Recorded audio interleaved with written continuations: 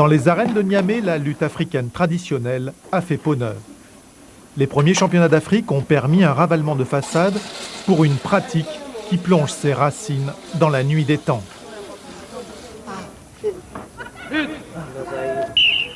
Une aire de combat de 9 mètres de diamètre, des rencontres d'une durée de 2 fois 3 minutes, pas de match nul, et le premier lutteur qui pose 3 appuis au sol a perdu. Sur une position comme ça, tu peux rentrer.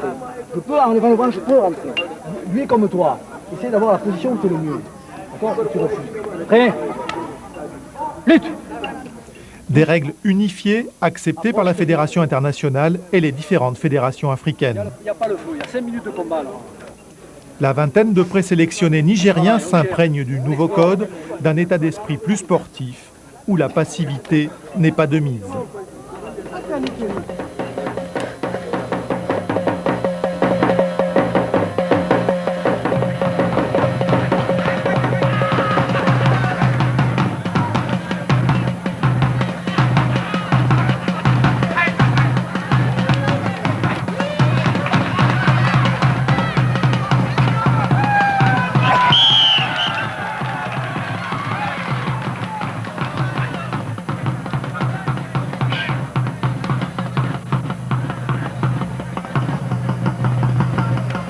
Il a fallu faire en sorte que l'espace soit bien délimité et également faire en sorte que la durée soit précisée pour être capable par la suite de faire en sorte que plusieurs pays se rencontrent. Parce que le but maintenant de sport moderne, puisque la lutte traditionnelle se veut à la fois un sport moderne tout en gardant sa dimension culturelle, il fallait que sur 4 jours être capable de faire un championnat d'Afrique comme ça va être le cas prochainement. La Fédération nigérienne de lutte et son directeur technique, Ousmane Manga, ont relevé le défi pour briser le carcan de cette discipline. C'est un peu perdre de la tradition, mais c'est aussi essayer de rendre un peu plus universelle la lutte africaine. À l'exemple du judo ou du taekwondo venu d'ailleurs, il faut que la lutte africaine aussi puisse s'imposer au niveau même africain. Nous consommons depuis longtemps des cultures qui nous sont étrangères, notamment le judo, c'est une culture étrangère pour les Africains, mais nous le consommons. La boxe, le football, tout ça, c'est des cultures étrangères. Il faut que nous, les Africains, nous arrivons donc à nous exprimer par rapport aussi à notre culture.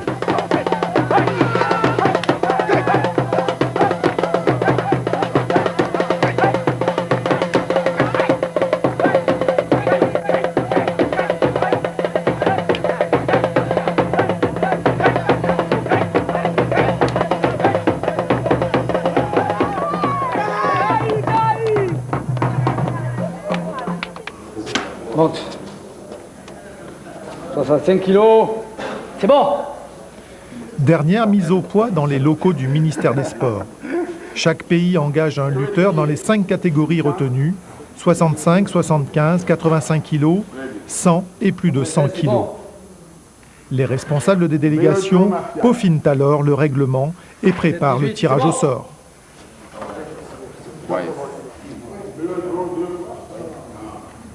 C'est un événement qu'on a attendu pendant très longtemps. Et maintenant que les choses commencent à se matérialiser et que nous prenons un pari sur l'avenir, je crois que c'est toujours émouvant pour quelqu'un qui, dès les premiers jours, y a cru, y a œuvré, y a travaillé. C'est vraiment émouvant. Tirage au sort, monsieur Nicolas Long. Prêt ? Prêt.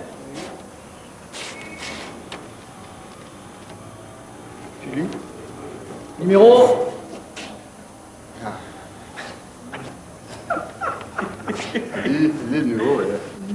Ça peut être 6 ou 9. On ne pouvait pas faire la différence entre le 6 et le 9. Maintenant, le 6 est souligné. Donc, ok. On reprend tout maintenant. Bon, Benin. Ah, ça revient. C'est le 6. C'était bien le 6 alors.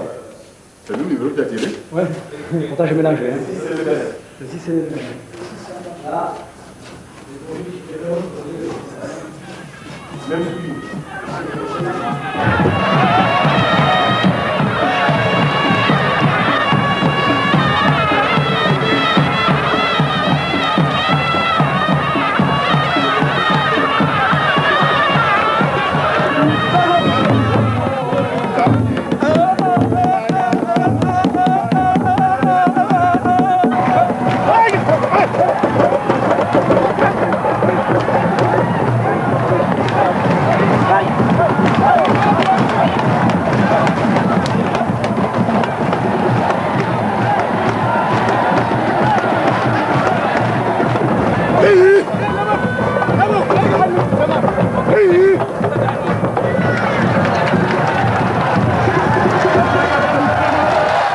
le Maroc, dernier venu dans les arènes, défile aux côtés du Bénin, du Burkina Faso, du Cameroun, du Centrafrique, de la Côte d'Ivoire, de la Guinée-Bissau, du Mali et du Togo pour la grande confrontation.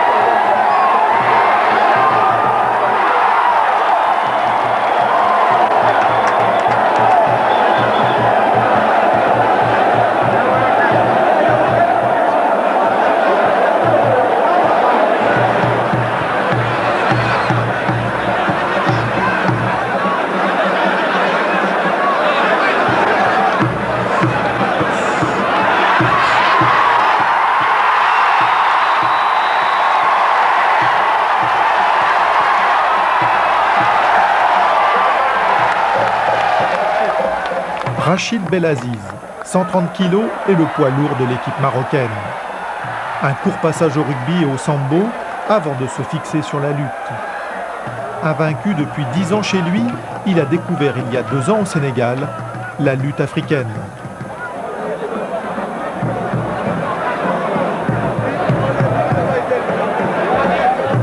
Dès son premier combat, il a soulevé l'enthousiasme des arènes de Niamey.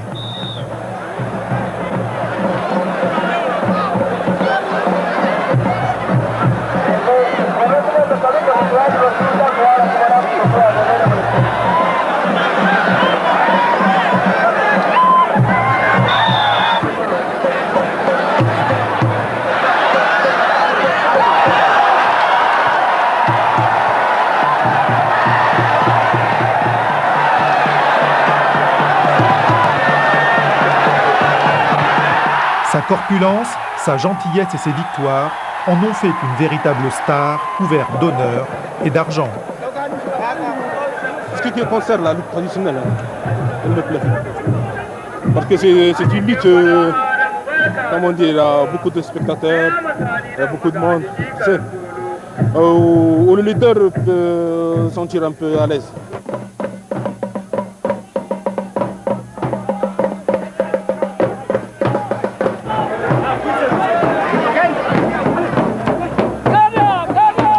Malgré les innovations, la tradition est partout présente dans l'enceinte. Rites, chants, symboles accompagnent les lutteurs. Maîtres de cérémonie, mémoire vivante, les griots rythment l'événement au son des tambours. Les litanies de Sogolo incitent les acteurs au combat et rappellent les exploits de chacun.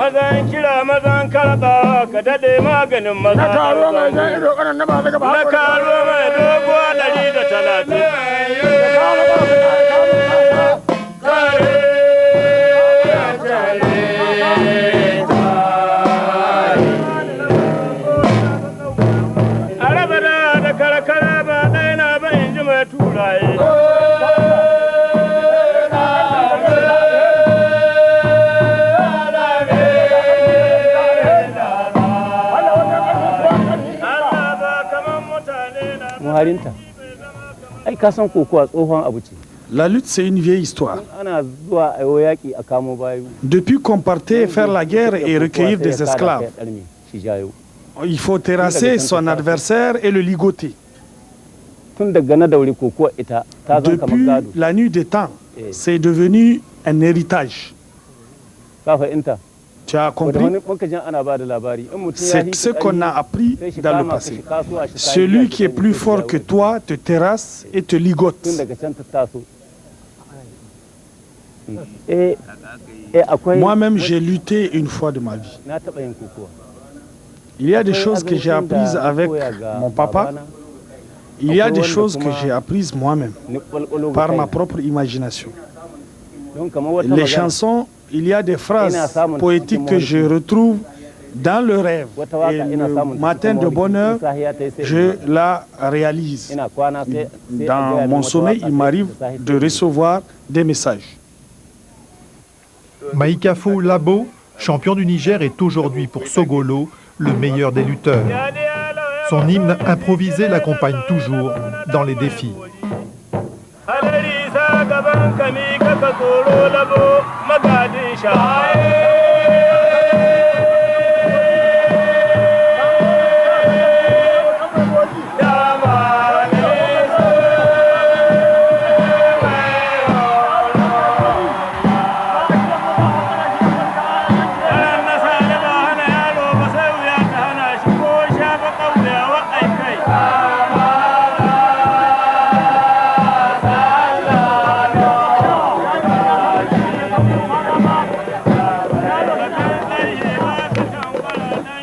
Dans le sillage de cette gloire sonnante et trébuchante, accourent les Tchali-Tchali.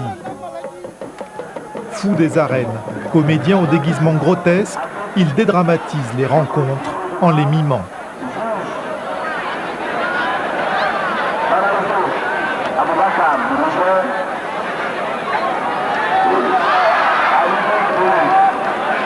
Dès lors qu'il y a une activité traditionnelle, ils sont là.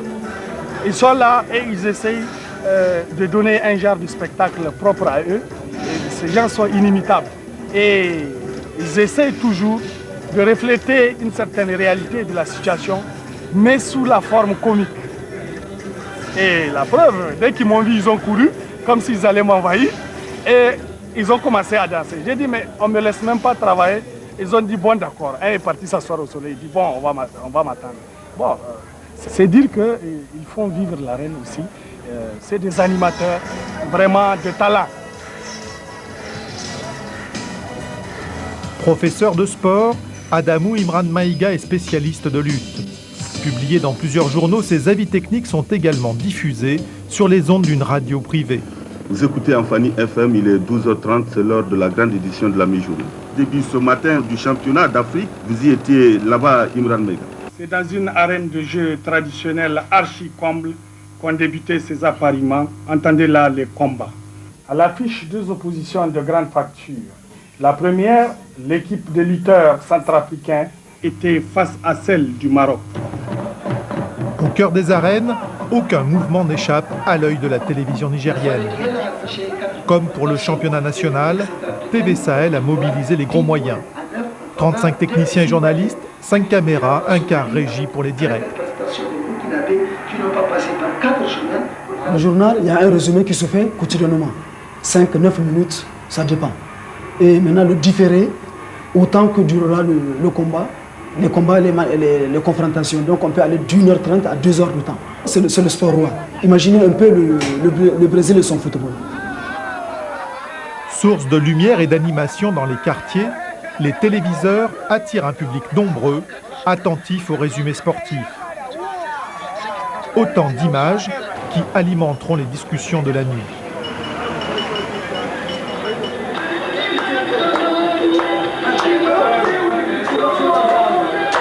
Au village chinois, les Marocains fêtent leur bon parcours, achevé en demi-finale face au Cameroun. En individuel, seul Rachid est encore dans la course.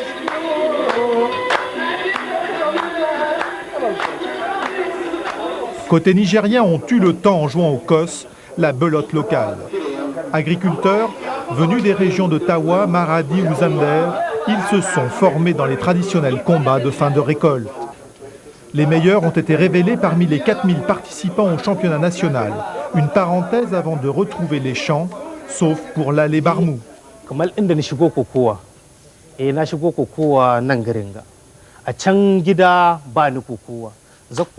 Comme tous les Nigériens, La lutte est quelque chose que j'ai toujours connu. C'est notre jeu favori, surtout dans les villages. Mais moi, j'ai pratiqué la lutte à Niamey.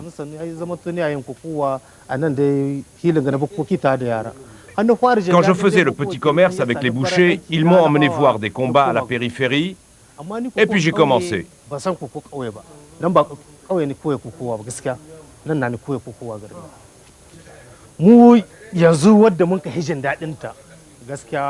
Les deux formules de championnat sont bonnes. Mais moi, je préfère le championnat national, parce qu'il y a un sabre individuel.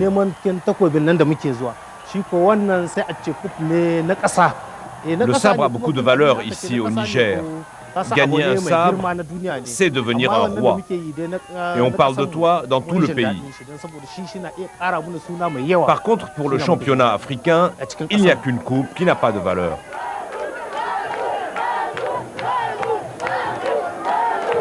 Quels que soient les défis, la préparation est toujours minutieuse. Pour nous, la lutte, au-delà de son aspect sportif, a quand même un autre aspect mystique qu'on ne peut pas dissocier de celle-ci.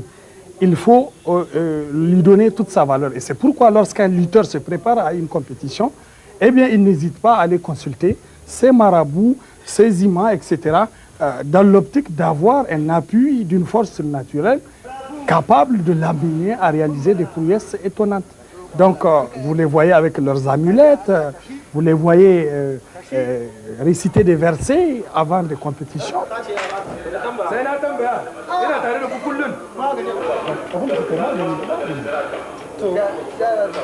C'est les anciens qui lui ont dit de faire ça, et c'est contre les mauvais esprits de l'arène de lutte, quoi. Et contre l'adversaire, le mauvais adversaire. Ça diminue la force de l'adversaire. Ça là. muna je muna tambaya mutane na kauye wanda suka dade suna yin kokowa mun san su tun da dade su ne ke zawa muka tambaye su da malaman mu suna dan kala mu in suka ba mu ga irin wannan kaza da il va des marabouts, des charlatans, des anciens des villages, des anciens sorciers et autres. Il leur donne le produit ou bien la sourate à écrire et nous on amène ça chez les cordonniers et nous fabriquons ça. Parfois il y a quelque chose qu'on peut vous donner cadeau pour plaisir. Un vieux peut vous épaler, peut vous appeler pour vous dire voilà ça. Mais ça peut coûter des centaines de mille.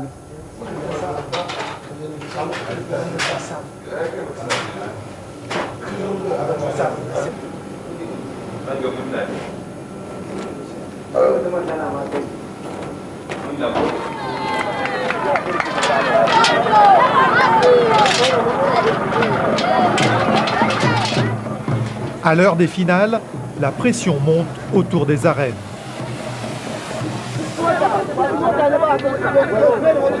Alpha Saz enflamme les ondes de la radio nationale en langue locale.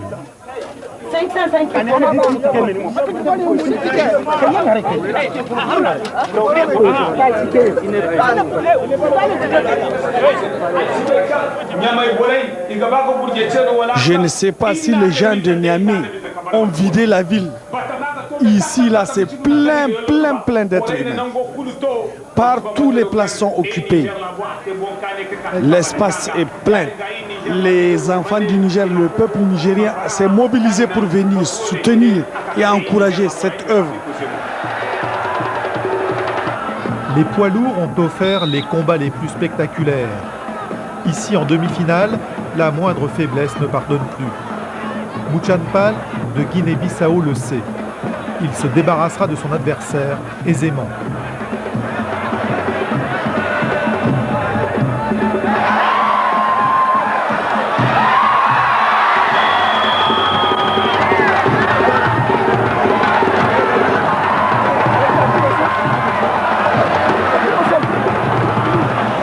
Inexorablement, le Nigérien Lalé Barmou va terrasser Rachid Belaziz. L'ouverture trouvée, il n'y a plus d'échappatoire possible.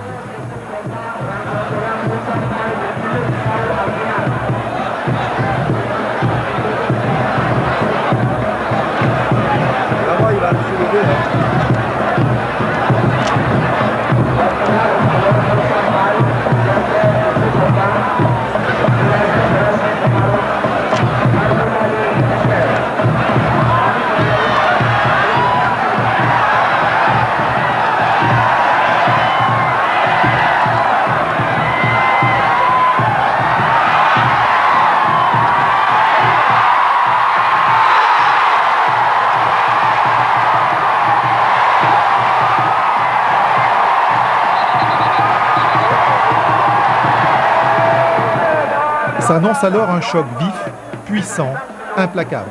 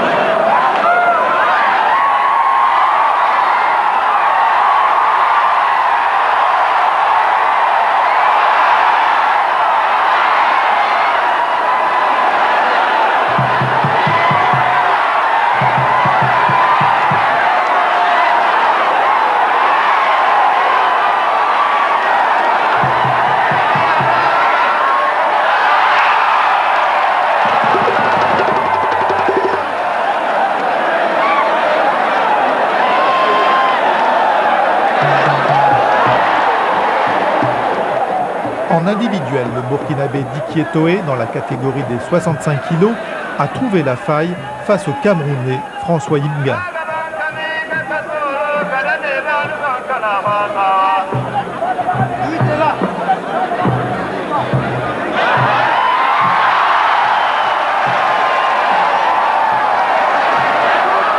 C'est le seul titre qui échappera à la détermination nigérienne portée ici par Haruna Bala.